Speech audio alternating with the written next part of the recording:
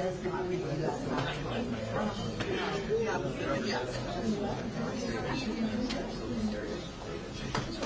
morning. Yeah, I have been out and about asked, but we had a situation where you had an illegal alien driving one of these massive semi-trucks in Florida, was not licensed in Florida, had a California driver's license, of course, and going down the lane, and I think we've all who've driven in Florida, there'll be breaks in these highways where it'll be for official use only, and that's really for the highway patrol and law enforcement to be able to get around and do what they needed to do.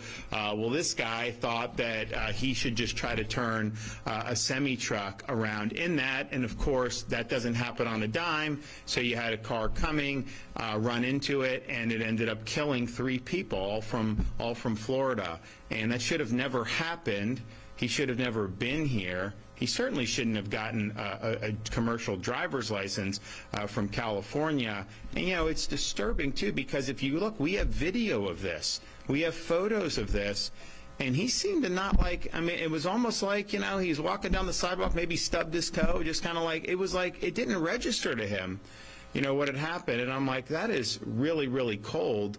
But it raises these issues of, in Florida, what we've said is, we're not giving licenses if you're here illegally. We're not giving ID cards. In fact, you can't even do like these NGOs want to issue. We don't allow that. We don't recognize California driver's licenses. And so we're creating a situation where following the law is the right thing to do, and violating the law is the wrong thing to do. Now, California, they do it differently.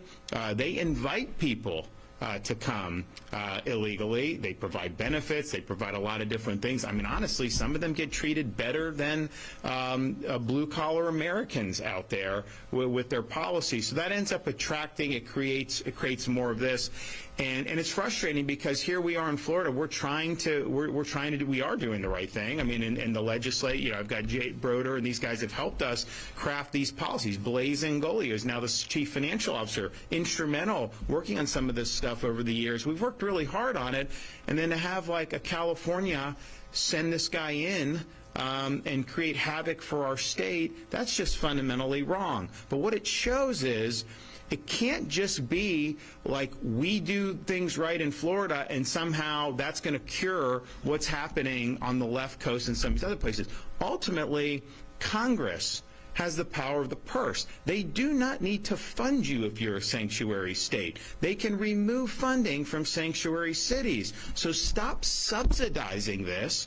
You have people that are in Congress that are complaining about what happened, and while I appreciate the sympathy, it's like you guys have the power of the purse. You can discipline these states that don't follow the law and incentivize law breaking. You could do that very quickly. You also can address another problem with this situation. This guy comes in from India illegally across the U.S.-Mexico border, and he claims asylum. Now, think about that. It'd be one thing if, when people, would come from Cuba and they claim asylum, because this was the first place they could get to, right? And you've had situations where this has happened. You're coming from India. How many other countries are you going through? And then you show up in the southern border and say asylum? Why didn't you get asylum somewhere else? So they're abusing the process and the statutes that we have in the United States of America, and they're trained to do this. So you have massive numbers of people that have claimed it, millions and millions have claimed it, just leaving country in Central America. They're not truly seeking, they're just basically economic migrants, however you're doing it. And so you have this incentive. So he was basically given some type of preliminary determination. They say, okay, you'll have a hearing in 2 or 3 years, and then it gets pushed, and then it gets pushed, and all this stuff. And it's basically a one-way ratchet. You can come in pretty much unfettered. Well, in the past you could illegally. And then if there's any type of law enforcement, it's like this massive bureaucratic maze that you have to go through. And so Congress can address that too.